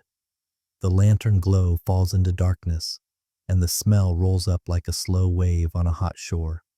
You've braved dunking, whipping, and ridicule. Now it's time to test your courage against reality. Mainstream historical fact. Night soil collection was a regular feature of early towns and cities across the Atlantic world, including colonial America, where vaults beneath privies had to be emptied to keep wells from contamination and streets from disease. In some places, the task fell to hired nightmen who worked after dark. In smaller settlements, courts sometimes assigned the duty as punishment for petty offenses. As unglamorous as it sounds, the work mattered. Clean pits meant safer water, fewer flies, and less illness, an unlovely cornerstone of public health before sewer systems existed. You find a rhythm quickly because the only way through this is forward. Wedge the shovel, lift carefully, let the bucket take the weight, lower the lid, shift the yoke across your shoulders, and walk with small steps so the buckets don't slop. Your arms remember the stone holding from section 16. Your back learns a new language of complaint. Each yard you travel, the lantern throws stuttering shadows on fence rails, the very stretch you mended 2 sections ago, reminding you that most of civilization boils down to fences that hold and waste that goes away, order, then hygiene, then sleep. Quirky tidbit. Night soil wasn't only a problem, it was an opportunity. Farmers prized it, buckets of honest fertility in an era before store-bought fertilizer. Some records tell of tidy households bartering kitchen scraps or goose feathers for a share of the humanure, carefully composted and spread on fields come spring. There are even notes about adding ash or lime to reduce the smell and speed the breakdown, and one particularly enthusiastic diary mentions stirring the heap with a long oar, as one might a pottage, though with less appetite. You can decide for yourself whether that writer had a sense of humor or no sense of smell. The route takes you past sleeping houses. A window squeaks open. A woman whispers, "Bless you for it," and drops a little twist of mint to tuck inside your kerchief. Another neighbor leaves a wedge of cornbread on a stoop, presumably a silent tip. You realize how different this feels from being pelted at the stalks or paraded like a fox. No one laughs. No one points. Your punishment has slid into service so seamlessly that it's hard to find the seam. The town needs you tonight, and there's a softness in that need. Historians still argue whether assigning night soil duty as punishment was clever community triage or a quiet cruelty reserved for the less powerful. One camp praises the practicality, turns shame into sanitation. Everybody wins. Another warns that certain offenders, the poor, the disliked, the outsiders, probably shouldered the stink more often, while wealthier neighbors paid fines and tidy coins and kept their hands sweet. The truth, like the lantern flame, wobbles with the wind, sometimes fair, sometimes not, always necessary. Sensory details insist themselves on you. The leather of the yoke squeaks when your shoulders roll. The buckets knock your knees in a patient, admonishing rhythm. Somewhere a cow lows. Somewhere else a baby fusses and then settles. The night air isn't cruel. It cradles the smell, thins it a little, threads it with the green breath of gardens and the resin of stacked cordwood. You learn to breathe through your mouth, then decide that's worse, then resign yourself to breathing like a sensible person and letting the world be what it always is, complicated. 3 soft jokes float up. Because humor is how you keep walking. First, you realize this is the only punishment that truly guarantees job security. No matter the century, the line for volunteers is short. Second, you note that your lantern is history's original air freshener. Wave it fast enough and at least the scent changes locations. Third, you vow that if anyone ever invents a king-sized bar of soap named Forgiveness, the label should picture a shovel and 2 buckets. At the edge of town, you follow a rutted path to the midden, where a fenced heap steams faintly like a dragon nursing a grudge. You tip the buckets carefully and watch the load settle with an earthy sigh. Someone, perhaps last night's offender, has already sprinkled ash and chopped straw across the top like a baker tidying a counter. You add your share, rake it level, dust it with lime, and feel the strange, sober pride of doing a thing most won't name, but all depend on. The stars lean in, the crickets keep time. Civilization continues inelegantly because you did this. You double back for another circuit, and the night opens a little. The dog that whined before now pads along as escort, nose high, tail carefully neutral. A breeze slips down the lane and shakes the willow by the meeting house steps where you once sat in visible silence. You remember the enforced prayer, the long sermon, The way the minister's voice filled the rafters, this, you decide, is its earthy counterpart. Penance measured not in psalms, but in pounds. And you think of the barter fines, too, a chicken for a swear, apples for a slight. Tonight you pay in labor that turns, by morning, into fertility. The economy of apology here runs on compost and dawn. Another door opens. A sleepy man with hay in his hair brings a small bucket and asks if you'll take an extra. His wife's due any day. He doesn't want the pit to overflow. He presses a coin into your palm, light, warm from his hand. You hesitate. This is your punishment, not business. But he insists with a nod that says, in the grammar of these towns, "Let me help you help me." You tuck the coin away, add the bucket to your yoke, and feel the seesaw balance cleanly left and right. By the third trip, you stop fighting the smell. You filed it under things that exist next to mud and thunder and winter breath. Your mind wanders to the field where this compost will darken the soil. You imagine seed potatoes pressing pale nubs into loam, corn sending up spears, beans twining like lazy handwriting. It's almost tender, that thought, that tonight's labor becomes next season's supper. If the scarlet letter made sin visible on fabric, this duty makes contrition edible on a plate. At last, the constable appears, a vague trunk of a man in the lantern's jitter, and says, "That's enough." You seal the last lid, wipe the shovel with straw, and rinse your hands from a small cask of water set aside for the purpose. The mint tucked in your kerchief finally does its job, a cool stripe through the nose. Your shoulders ache the way they did after fence mending, a trustworthy ache that promises sleep, not nightmares. No applause greets you, no jeers either, just a couple of nods, the language of completion. Oddly wholesome, you admit to yourself as you hang the yoke on its peg. This punishment managed to hold three truths at once. You did wrong. You made it right, and the whole town is a little safer because of it. Humility that feeds the fields is the most colonial ending imaginable. You start back toward the square, lantern low, the dog choosing your left side like you've always walked this way. Somewhere behind the tavern, a baker's already kindling his oven. You hope, secretly and perhaps shamelessly, that tomorrow's bread tastes a little sweeter. The night soil duty leaves you bone-tired, but before you can sneak home to scrub your hands and sleep, the constable appears again. This time, he doesn't hand you a shovel or stones or even a silly mask. Instead, he brings out a peculiar contraption, a heavy wooden collar, wide enough to fit around your neck, but so broad it nearly reaches your shoulders. The ring is studded with little iron hooks, and when it closes with a thunk, it jingles faintly with each step. Welcome to the shame collar, part punishment, part fashion disaster, part walking bell tower. At first you think it looks like a yoke for an ox, and that's not far off. The idea was to make the offender feel beastly, to weigh them down and make them clumsy in public. The collar wobbles when you move, digging into your collarbones, squeaking against your ears. Every step makes the metal hooks rattle together. People hear you coming before they see you. You are suddenly impossible to ignore. Mainstream fact, shame collars, also called cervical collars or neck stocks, were occasionally used in colonial America, inherited from European practices. They weren't nearly as widespread as stocks or pillories, but court records describe offenders being made to wear them for hours in public squares, forced to endure the stares of neighbors and the ache of carrying dead weight around the neck. Quirky tidbit, some towns got creative with the hooks. A few reports mentioned dangling bells, wooden spoons, or even vegetable scraps from them, transforming the wearer into a mobile rattle. Children loved to follow, pulling at the dangling bits like cats with yarn. Imagine trying to walk with half a cabbage bouncing against your chest while the whole town giggled. Punishment, yes, but also slapstick theater. Historians still argue whether these collars were symbolic shame or actual restraints. Some scholars suggest they were closer to costumes, meant to embarrass but not truly imprison. Others insist they doubled as short-term holding devices with offenders tethered to posts by the hooks. The debate lingers, half practicality, half parody. The sensory details are sharp. The wood is rough, pressing splinters into the tender spots of your shoulders. The iron is cold, warming slowly against your skin, leaving faint rings where it rests.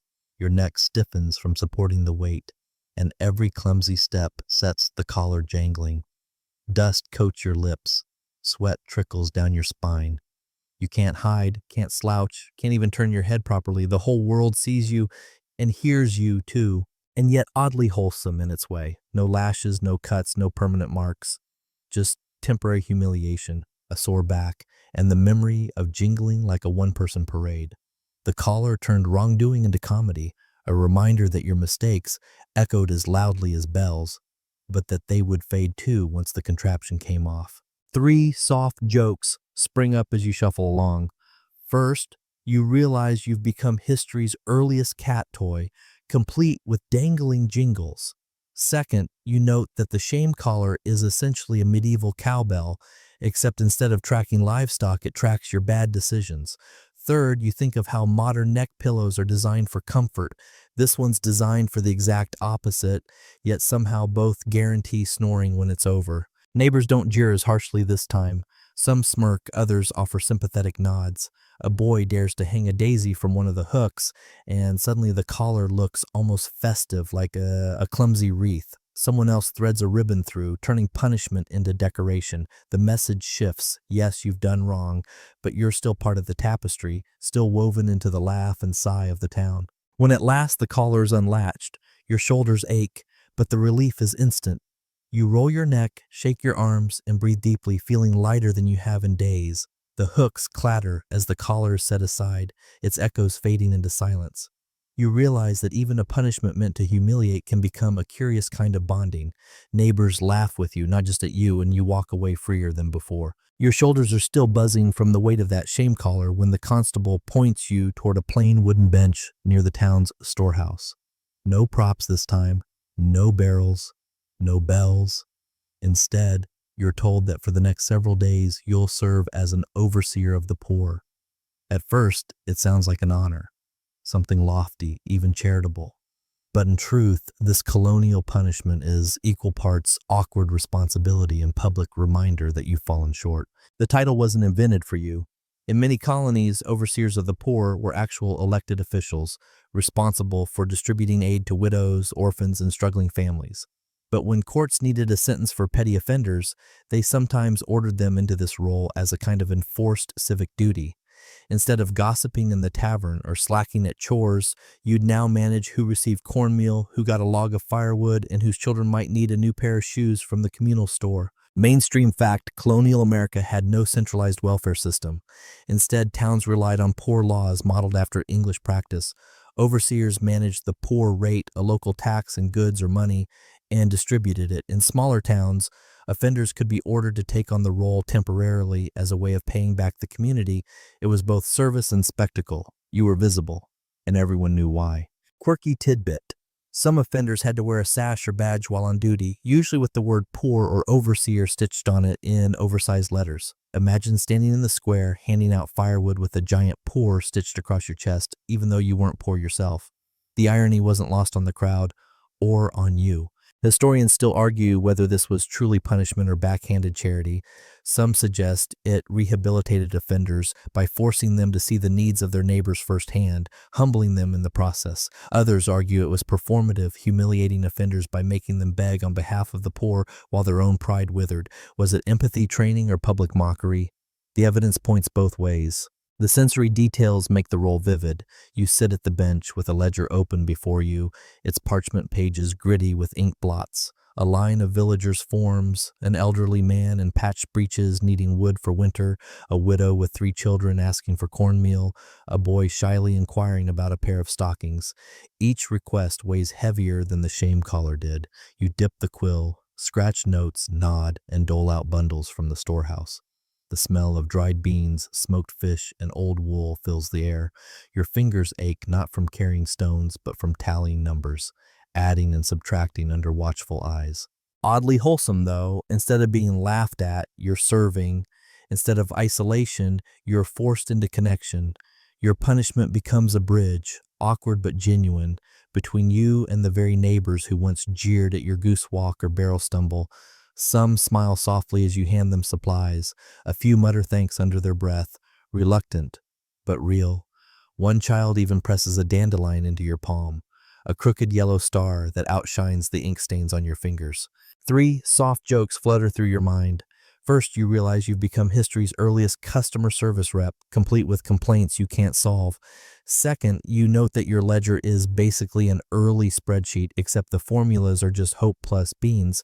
Third, you suspect that half the town now thinks you're Santa Claus, minus the sleigh, the beard, and any sense of dignity. By sundown, your bench feels like a pulpit of humility. You've learned which neighbors truly struggle and which exaggerate. You've learned how fast compassion can shift to impatience when the line grows long. And you've learned that sometimes the most peculiar punishment is being forced to care. When the constable finally closes the ledger and waves you off, your fingers are blackened with ink, your back aches from the bench, and your pride is oddly quieter.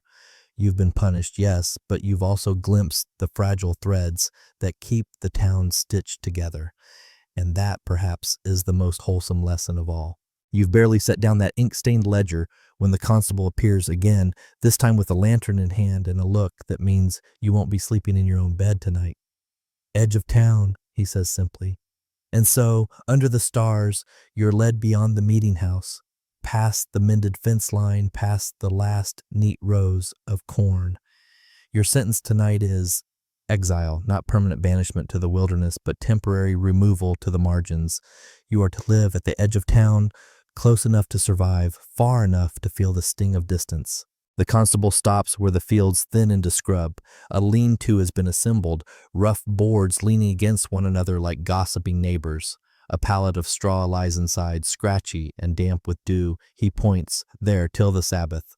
Then he turns and walks back into the glow of lanterns, leaving you with nothing but cricket song and your own heartbeat for company.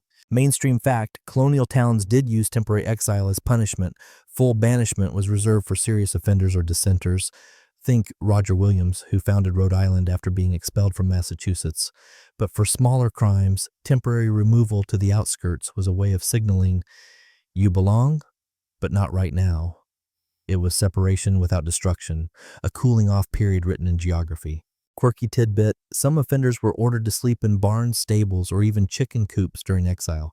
One diary from Connecticut mentions a gossip forced to live in a pig pen for 3 nights, though the writer slyly adds she seemed better acquainted with the pigs than her neighbors.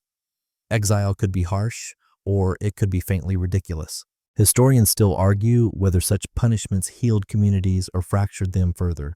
Some see temporary exile as a clever balance, too disruptive to ignore, yet gentle enough to allow return. Others argue it deepened divisions, branding people as outsiders long after their straw palate cooled. Was it therapy or scar tissue? The debate wanders like shadows at the tree line. The sensory world presses in, the straw pokes your back through thin linen, a breeze carries the scent of wood smoke from the village you can't re-enter. Every dog's bark, every rooster's crow drifts out like a reminder. You are close but not included. The forest whispers on the other side, cicadas rasping, a whippoorwill calling, leaves shivering in the dark.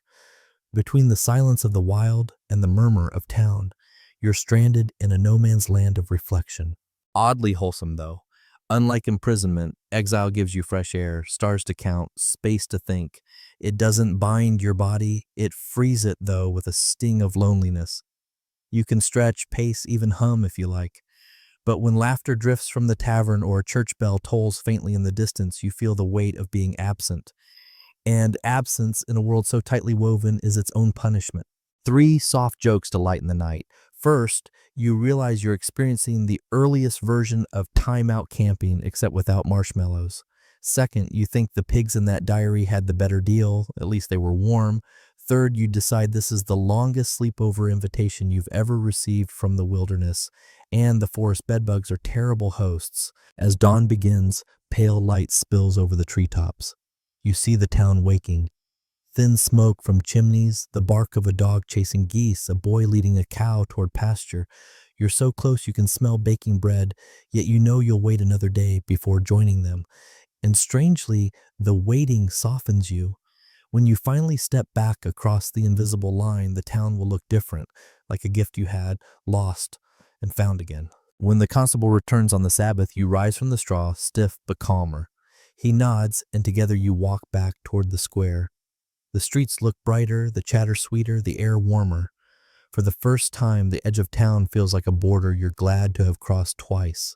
The constable leads you back from the outskirts, dust clinging to your boots, and for once there's no contraption waiting, no pillory, no stool, no donkey, no mask. Instead, the townsfolk gather quietly in the square. Lanterns glow, faces solemn but kind, and someone steps forward with a small loaf of bread in their hands. You've reached the end of your peculiar gauntlet. Tonight's sentence is not humiliation, but reintegration. This is how it works. After your time of punishment, whether it was stocks, fines and chickens, fence mending, or even goose walking, the town doesn't just let you slip back unnoticed. They welcome you back in ceremony. A minister or elder might speak a few words, reminding everyone that justice has been served and that you are once again part of the fabric of the community. Sometimes there's prayer, sometimes a hymn, sometimes just silence broken by the creak of benches. Then you're asked to say a few words, not a legal defense, not a grand speech, just a plain apology the size of a loaf of bread, enough to feed the moment. Mainstream historical fact. Colonial communities regularly used public acknowledgments of fault, church confessions, and town meeting apologies to close the book on minor offenses. In New England congregations, sinners owned their misdeeds before neighbors, then resumed membership and sacraments. In town settings, a short statement and the assent of officials restored standing. Reintegration wasn't a footnote, it was the point, the clasp that fastened discipline to community. They place the bread in your hands. Its crust is warm, dusted with flour, the twin scent of yeast and wood smoke curling up like a benediction. You break it, pass a piece to the elder on your right, another to the woman who once teased you during your barrel walk, and another to the fence viewer who gave you that rare nod. Someone chuckles softly as the crumbs tumble. Someone else dabs an eye with a sleeve. A tiny ritual, bread shared, breath shared, life shared. Quirky tidbit. Some towns folded in small tokens of peace. Sprigs of rosemary tucked behind an ear, a pinch of salt shared on the tongue, even a ribbon pinned to a sleeve that you'd wear for a day, not as a scarlet badge this time, but as a friendly flag that said, "We're good."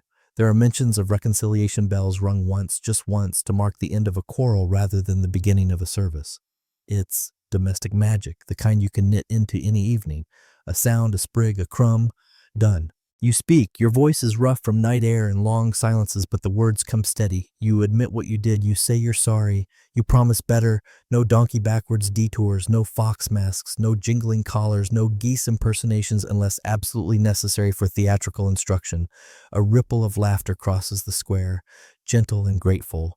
3 soft jokes arrive right on cue. First, you vow to keep your shoes matched, your story short, and your cider diluted. Second, you promise to goose walk only in goose season. Third, you swear that if a donkey is involved in your future, it will face the same direction as you. The laughter widens, then softens again into quiet. Historians still argue whether these closing ceremonies were genuinely healing or simply tidy bookkeeping. Did the ritual mend what was frayed, or did it merely declare the mending done? Some read in these gestures a deep communal theology, sin confessed, penance borne, fellowship restored. Others see pragmatic village management, keep people working, keep tempers cool, keep neighbors neighbors. Perhaps both are true. Perhaps the square is big enough for mystery and management to stand side by side. The elder takes your hand and turns it palm up as if checking for that old branded letter that never came, finding instead only callus and a faint splinter scar from the fence rails. He nods, there's that language again, and the loaf makes one last circle. A boy steps forward with a clay mug, cider glowing like a pocket sunrise. The rim is nicked, where it has survived other hands, other nights, other apologies. You drink. The sweet tart wash of apples slides down your throat and lands where shame used to sit. The square gathers itself around you. In the lamplight, you can read faces like ledger lines. The baker who left you bread after the night soil run. The child who once tucked a dandelion in your ink-stained palm. The woman who hung a daisy from the hook of your shame collar. The lads who carried the silly banner while you rode the donkey. The neighbor who tightened the last rail with you at dusk. You realize reintegration isn't a switch flipped by elders. It is a map traced by everyone who refused to let you vanish. The minister speaks a blessing that is more fence than thunder, short posts, straight rails, close set, no theatrics, no threat, just the steady music of belonging. You remember the meeting house steps where stillness pressed your knees. Tonight, stillness is gentler, a quilt rather than a weight. Someone hums a tune. Someone else finds a harmony almost by accident. The square feels like a lamplit room with the walls pushed far away. Sensory threads braid themselves into memory. Wax and smoke, flour and apple, pine pitch and leather, the faint tang of iron on the mug's rim, the soft rasp of a fiddle tuning in the tavern doorway, not to lead you around the square this time, but to see you home. A breeze lifts the hair on your arms and the bells from the shame collar, now hanging harmlessly on the constable's peg, tremble once as if in applause. When the ritual settles, you don't bolt. You linger. Talk turns to woodpiles and sewing, to who needs help mending a gate, to whether this year's geese are meaner or merely more organized. Your apology folds into errands, your promise folds into plans. Someone presses a leftover heel of bread into your hand for breakfast, which is code for coming back. You tuck it into your coat, feel its weight like a small, warm stone, and breathe the long breath people take only when the door is open and the night is kind. On your way past the fence you mended, you lay your palm against a rail. It's cool and smooth where your hammer once sang. The night air is a little sweeter than before, or else your throat is simply less tight. Either way, the town holds, and you, backward rides, barrels, bells, and all, hold with it. The lanterns dim further, the square loosens its circle, and the road home is a soft ribbon under your feet.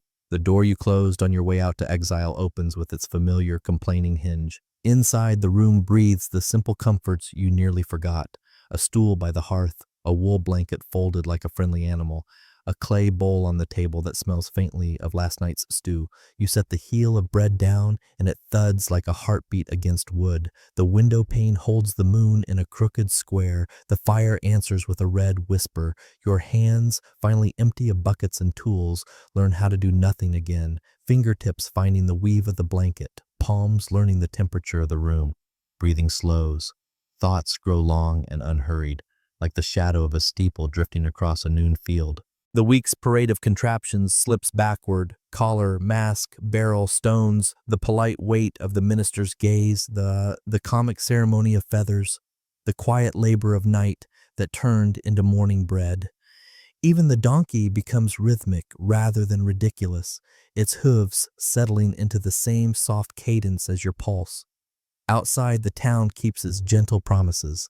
Fences hold, steps remember, bells wait. If sleep had a texture, it would be this blanket. If rest had a flavor, it would be warm apple and crust. You tell yourself you'll stay awake just a little longer to watch the coals turn to stars, and then the stars to ash, and then the ash to a gray that promises breakfast. The room lengthens. The fan of night air cools the last fretful corner of your mind. What remains is easy, a bed, a town, a body forgiven for being human. Close your eyes. Let the square fade to a glow and the road to a thread. The world is mended enough for now.